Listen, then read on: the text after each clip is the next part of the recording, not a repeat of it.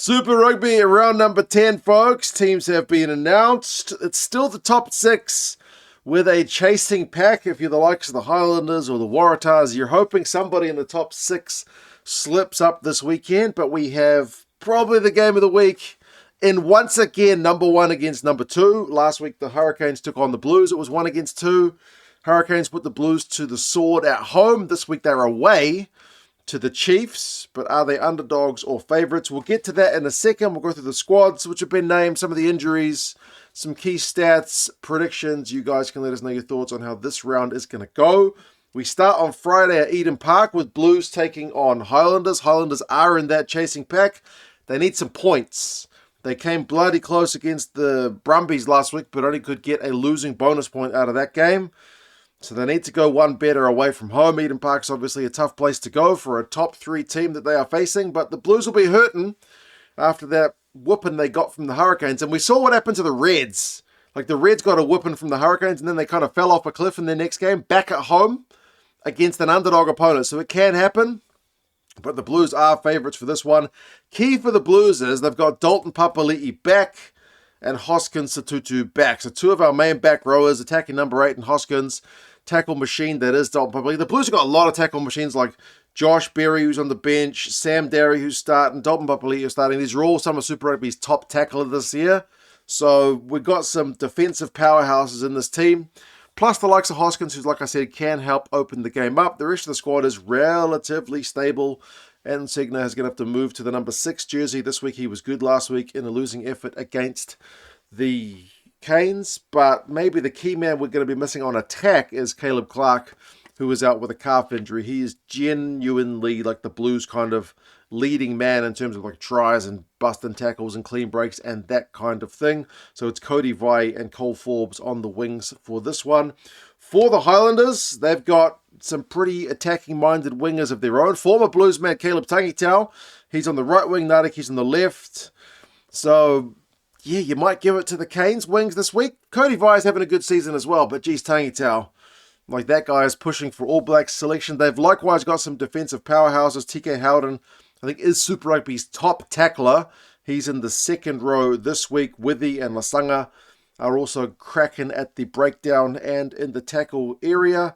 Tavatava Nawa is probably, aside from Tangitau, the guy who's getting so much of the plaudits in terms of his ability to bust a tackle. But likewise, his offloading game brings in the guys around him. They are missing Jonah Lowe, Jacob Ratumaitavuki-Neepkins. They're missing Thomas Lavanini. So they have got a few guys out. Do the Landers. They're big underdogs. The Blues are 14-point favourites with the bookies and 19-point favourites with the Rugby Forecast algorithm. So the Blues are predicted to get back on track. I don't know. It doesn't feel like it'll be that big of a margin for mine, but we'll see. We'll see how things go. Second Friday game, New South Wales Waratahs up against Moana Pasifika. Will Moana be like galvanised knowing that their future has been decided? They're not going to be in the 2027 season. Every game is now a very limited time opportunity for the Moana boys to impress, not only for the jersey, but these guys need jobs. A lot of them will be looking for new clubs as of now, so it is a chance to put themselves out there and potentially impress. Both sides, to be fair, they're both outside the playoffs. It's 8th up against 11th. They struggle for tries. Moana has scored 25.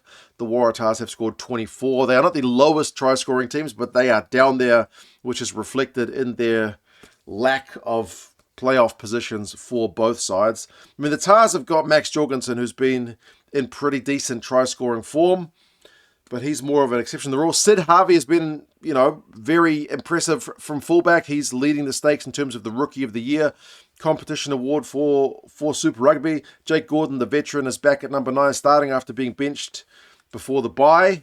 Angus Scott Young has had limited opportunities this season for the Tars. He's in the back row this week. Hopefully him and Amasotero, who had a bit of a dust-up pre-season, focus their energy on the opposition rather than each other because they've got the 5 and 6 jersey numbers on them this week. But yeah, I mean, you'd like the back row of Scott Young, Gamble, and Samu. And you feel like if these guys can get going, you got 2 Wallabies on the wings, this youngster Harvey at fullback. If they can get going, they should be able to score some points and improve that try-scoring record that they're on. They are still without Akuso Sowali'i which is a big name to be missing, and he's must be the majority of the season at this point. He started strong, and then he's been injured for what seems like bloody ages with that hamstring injury. For Moana, they are also without a few guys. No Tavita offer will hurt them in terms of their backline play, but they have got Pellegrini starting at 10 this week. Showed a bit of gas last week to run down, as many have pointed out, a tired Leroy Carter, but he showed some real gas to save a potential try. Matavao is going to start at 9 this week, so he comes into the 23. Samisi Tuputailoa is still probably the guy to watch out for at number 8 because he's got those big ball carries there. But they've had to rejig the midfield. Solomon Alemalo is at 13, and Tavita Latu has switched from 13 to 12. So that might be an area that the Waratahs can exploit a little bit if Moana is not on song. Moana are big-time underdogs for this one as well. 20 points, say the bookies. 19 points, say the algorithm. So they are pretty much in agreement that despite everything, Moana's record has not looked to improve this Friday over in Sydney. Then we get to the Saturday games. Honestly, the big one is Chiefs Hurricanes because, as I said, it's first against second. It's attack versus attack. Like, the Canes have scored 47 tries. The Chiefs have scored 43. This is first and second for number of tries scored. These guys have got all kinds of fantastic attacking stats among both these sides. But it's away from home for the Canes, which just makes that a little bit extra spicy because the Canes, despite putting the Reds and the Blues to the sword at home, who were kind of both these challenger sides, there are still some who are saying, well, you know, they need to go on the road. They've got a tough road in, tough final few weeks of the competition. They might fall apart. If they can do the job in Chiefs country, then I don't think anyone will be saying that anymore. Tokiahu is back for the Chiefs. George Dyer is back. Josh Lord, he's been their key line-out man. He is back, so they've been able to bring back some of the big guns. Luke Jacobson, who was on the bench last week, he's back starting. Because remember, they had Moana last week, the Chiefs, so they were able to kind of rest and rotate a little bit. D-Mac is still there at 10 alongside Cortez Ratima.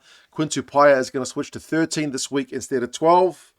There's no Va'i, no Narawa. Both these guys are out with concussion and a foot injury for Narawa, so that's not doing their depth any favours, but honestly, their depth's good anyway. Like, you got Satiti on the bench, you got Josh Jacob on the bench, you got Caleb Boshier on the bench, Brody McAllister on the bench. There's some good name players.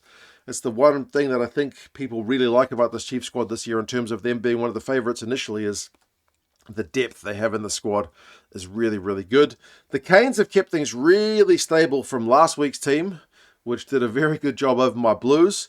Isaiah Walker-Leawete, the walking yellow card, is starting, so he's up from the bench. So Caleb Delaney dropping to the bench for this one. I don't know, man. The guy, as I said, is a walking penalty magnet, so I don't know why you'd give him a start, but maybe they're looking for a bit of big physical presence.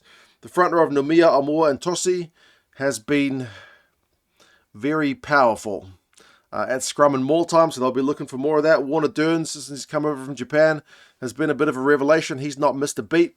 Stepping into Super Rugby level, Devon Flanders has been one of the outstanding loose forwards of the competition. I could go on and on about the 9-10 combo of Love and Roigard. They have been electric. I want to do a video about Roigard because he's just been fantastic. Fihi Finianganofo, 10 tries. He is the top try scorer in Super Rugby. We could go on and on and on for days about this Canes squad. They're without Lomax and they're without Sullivan, injured, but they are still looking really, really good. And their bench as well, they got Braden Yossi on the bench, they got Brad Shields, Caleb Delaney, as I mentioned, has dropped to the bench, Rakiti Stones, Mafaleo.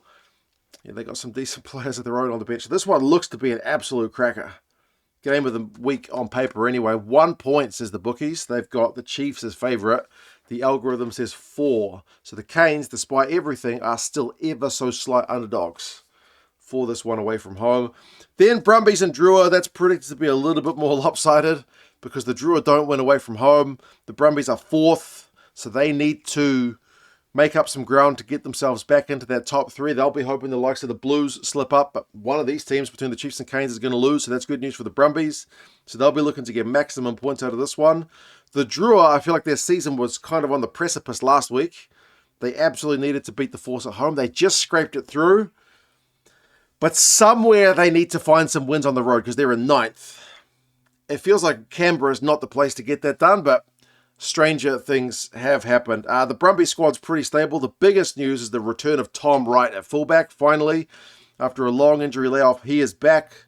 So fingers crossed he's 100% and ready to go and fully match sharp. Charlie Cale being out is bad news. He didn't last that long in last week's game. He's out with a shoulder injury, so that is unfortunate. But you got Tua Lima, who's starting at number 8. Luke Reimer, who's been a bit of a super sub. He's starting at 7. Valentini's been a carrying machine, is at 6. And the Brumbies, that's their game. Like, they got more carries than anybody in Super Rugby. They grind teams into the dust, but they do have those electric backs who can light you up as well. You got a couple of Wallabies, Props and Slipper and Alalatoa there, even if they were under a little bit of pressure last week. But, yeah, Lonergan's been great at captain, kicking the goals as well at 9. Scored a try last week, so real captain's knock.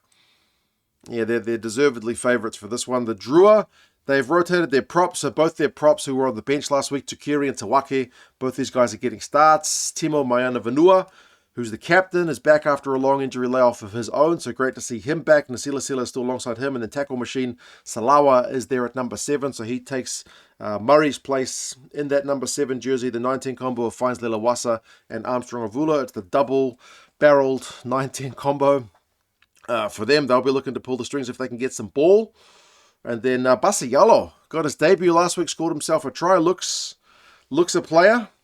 We'll see if they can get any ball. That is going to be the key part for them. If the Brumbies can starve them of possession, it could be a long day at the office for the Drua. But if the Drua can hit them on the break, maybe interesting things could happen. Not according to the predictions. The bookies have got the Brumbies by 22 and the algorithm by 19. So this is pretty to be a bit of a blowout. And then the last game is the Western Force up against the Crusaders. The Force, their season also probably needed a win last week, but they didn't get it against the Drua. And boy, what a long trip home. Fiji to Perth. That has to be the longest trip in Super Rugby. They've just had to make that one. So the Crusaders have only had to travel from Brisbane. So the Crusaders could be the fresher of the two sides in terms of their travel. But the Crusaders are coming off. Is their loss more disappointing? I don't know. Both these teams need to bounce back after last week. Force have got the home advantage, but as I said, it's a long trip. It's a long trip from Fiji. Tom Robertson's back. That's a bit of good news. Darcy Swain takes Molina's spot. So Molina's been good, the Argentinian, but he drops to the bench for this one. And the best news maybe is Carlo Tizzano is back. He's been try-scoring at more time and whatnot, tackles the house down. They will need him to be in top form. George Bridge switches back to the midfield. Zach Lomax, who got his Super Rugby debut last week, is going to be starting on the right wing this week. And to be honest, they could use a bit of X-Factor. It's the one thing that's lacking. Like, the Force don't lack tries. They're like 6th for tries scored, which is mid-table.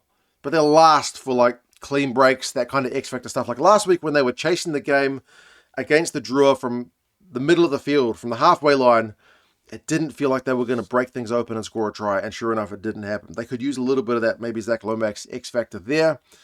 For the Crusaders, without Darby Lancaster, that does make things a bit harder, to be fair. He's out for the season. He had been really good up until that point. For the Crusaders, they don't lack the ability to break the line. They're 2nd overall in the entire competition, equal with the Hurricanes for line breaks, but they are without some of their key line breakers like Will Jordan. He's still out with a few weeks of a calf injury. Cody Taylor's still out. David Havili's still out. Ethan Blackadder, Braden Enor. So the Crusaders injury list is lengthier than some of the other teams. They've rotated a lot of their squad from last week. Brewis, Calder, Cahill, Johnny Lee, Chapman at 9. All these guys are up from the bench. So it's a bit of rotation for the Crusaders. Macca Springer, it's his first game of the Super Rugby season, so good to see him back. He's electric on the left wing. Dallas McLeod's going to play 12. And you got Big Lester there at 13, who'll be looking to bust some tackles. Yeah, Sever Reese has been dropped to the bench for this one, so it's a bit of rotation from the Crusaders as they look to finish this Aussie tour with a win. They are favourites, but not massively. 5 points with the bookies, 11 points with the algorithm. So, yeah, some interesting looking games. The Reds are on the bye this week, but as I said, the competition could use somebody slipping up. And for somebody like the Waratahs need to win. The Highlanders getting in a away win would make it interesting, especially if either the Crusaders, maybe the Brumbies, I can't see it, Blues slip up. It'll just make that gap between the top 6 and everybody else just that ever bit closer. The Reds being on the bye means they're not picking up any points. So, yeah, we will see. You guys let us know your thoughts. Subscribe to the channel if you haven't done so already. Great to have you along. And I'll talk to you guys again soon. See you later.